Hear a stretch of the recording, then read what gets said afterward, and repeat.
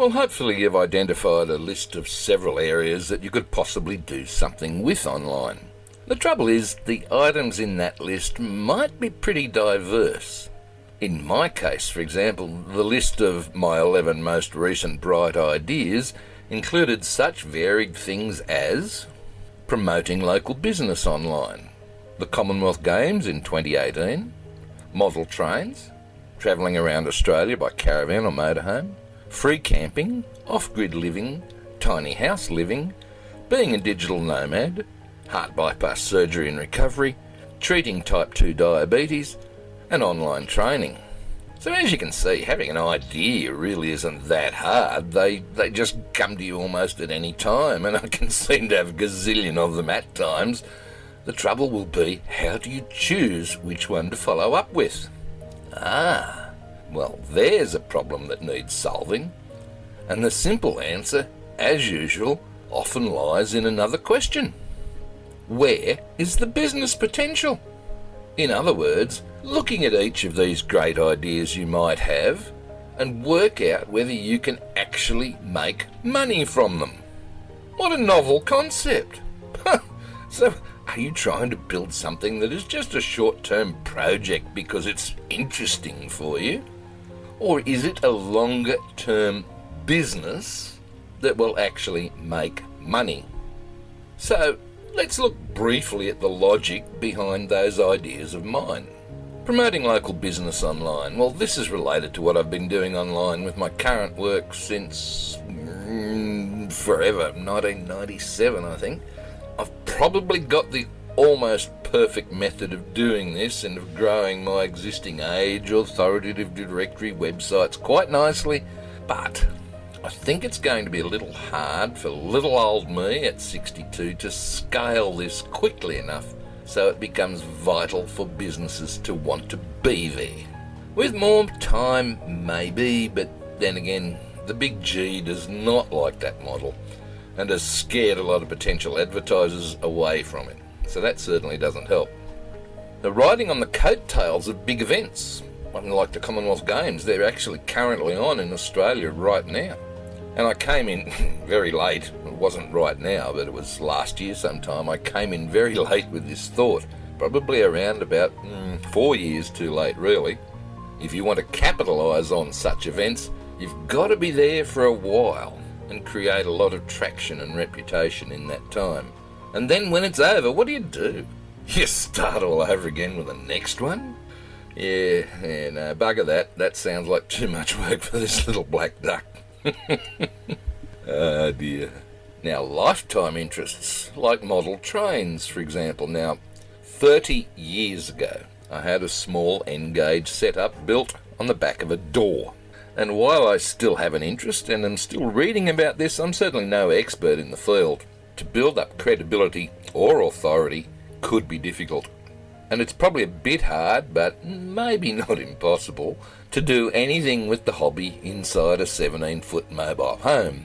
But then again, maybe that's the angle I could use. What do you think?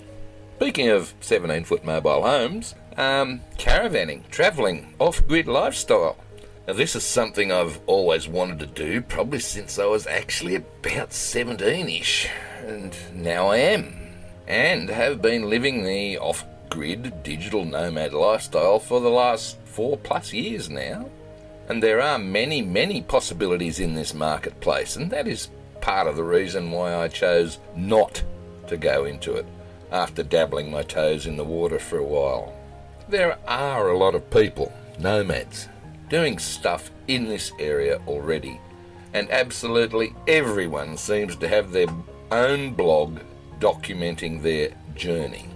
And there are mountains of Facebook groups already established with a lot of highly opinionated people in them, most of whom I would prefer to avoid in my day-to-day life. You just have to find the hook to carve out your niche in this marketplace. Health issues. These are related to the heart bypass surgery I had in January 2016. It's pretty amazing the things you find out when you actually have a condition that you feel you could or should share with others after the event. Trouble is, I just didn't have the heart for it. pun intended. To be honest, I think the depression I had following the surgery, I just want to put that behind me. I'm not one to willingly stay there and blog about it, although that can and does work for a lot of people. Online training. Well, as I have said many times, this is an area I wanted to get into for more than a decade. It's a passion I've had for quite some time. So, to fulfill that lifetime ambition, I'm finally doing it. And combining it with the digital nomad lifestyle as well, so double points for me. Woohoo! Funnily enough, I'm doing it just because I want to. I have no real desire of becoming stinking filthy rich from it, like a lot of the selling in the marketplace promises. Hopefully, I think my different approach will strike a chord among people interested in this area. Of course, there are other factors that you've got to account for as well, and there's one interesting thing that I have to factor in, and that is my older age. Look, at 62, I don't necessarily have too much time left to invest in too many ideas just to see if they work. Heaven knows I've done enough of that over the last 22 years online already. And at my age, I also really don't want to be working too hard, as I'd rather be enjoying the countryside and the companionship of mates around the campfire. So what I am looking for more is to be comfortable with what I'm doing.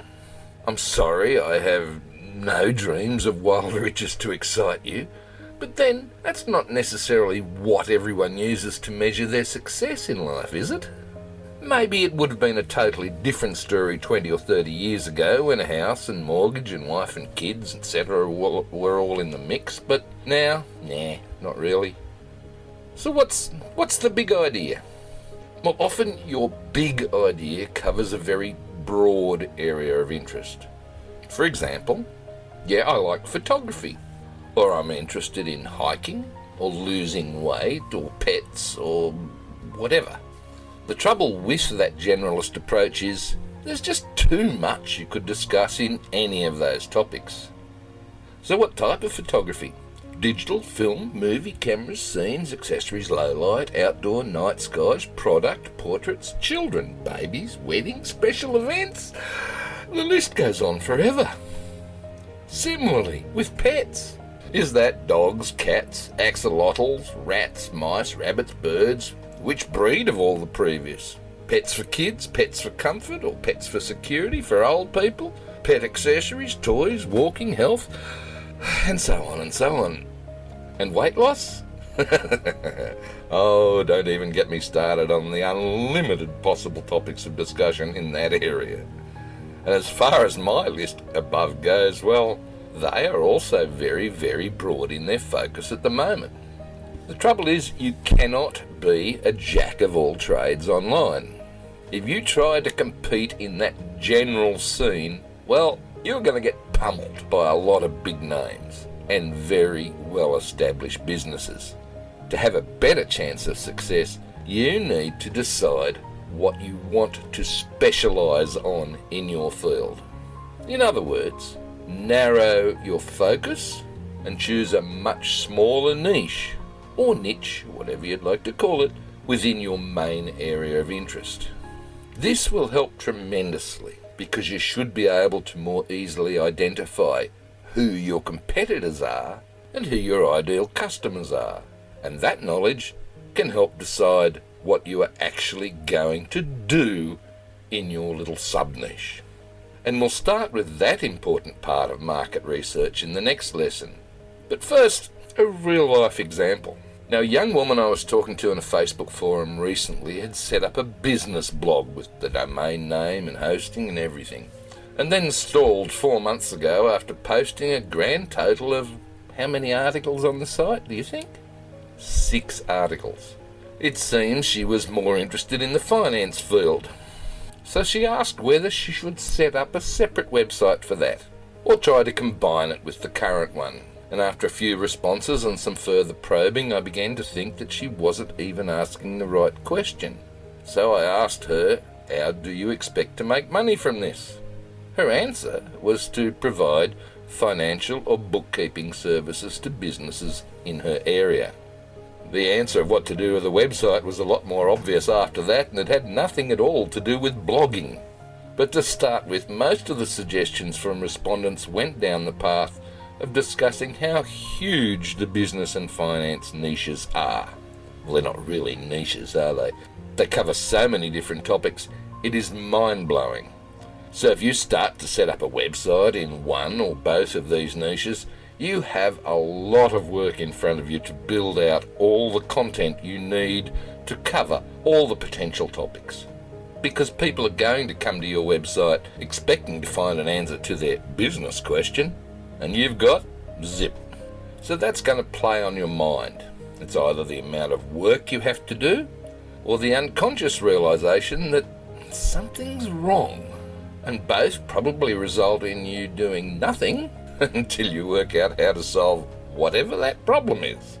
But it seems this girl had never asked those sub-niche type questions in the first place, nor did she have an answer to how she was supposed to make money online. Oh well, she's on the right track now, I hope. Using word clouds for niche research.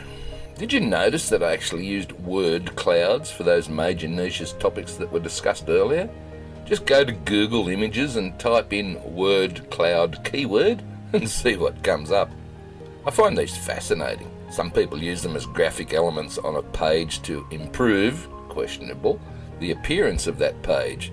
But I like using them to deep dive into a topic, to drill down into the various topics and subcategories, sub-niches within the major topic area, and to see where the potential lies there within each niche.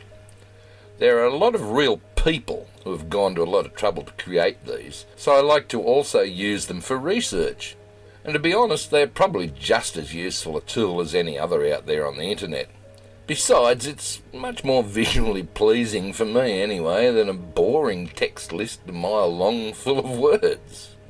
So your final task here is to narrow your focus and deep dive into your selected topic areas to see what sub-niches stand out in there that appeal to you. So I want you to come up with yet another list now. What are those subtopics that possibly interest you? And use that card sort technique again to decide which ones are most important to you. But before you do that, just stick with me a little more while I tell you even more about me and this whole brilliant idea. Now, it's a pretty huge one, and it has turned into quite a marathon effort to put all the material for the course together. The lessons, scripts, audio, video, downloads, bonuses, blah, blah, blah. But basically, look, I want to take you from the start to the finish and not miss any of the important 200 odd other basic steps in that entire online journey. My problem is that I am not comfortable with just doing a smaller niched down course on one or two of those basic steps. And the problem is because it makes the assumption that you already have the background knowledge needed in order to implement it properly. Now sure, there is a place for more advanced courses you can take later, but only after you have mastered the basics. I just wish it was a little like uni and you had to pass a prerequisite course before you spent money on just one single advanced course that made little sense to you at the time. Anyway, the topic of this lesson, narrow your focus, is advice you really should try to follow in most cases. But at times you may not be able to do that or may not want to do that. And there's nothing wrong with that. It just means a much, much bigger job. And if you've got the energy, the team, the resources, and the time to do the bigger job, then go for it by all means. Okay, so now it's time to work out how you can make money from your niche. So we're going to do some actual market research in the next lesson and find out who is your online competition.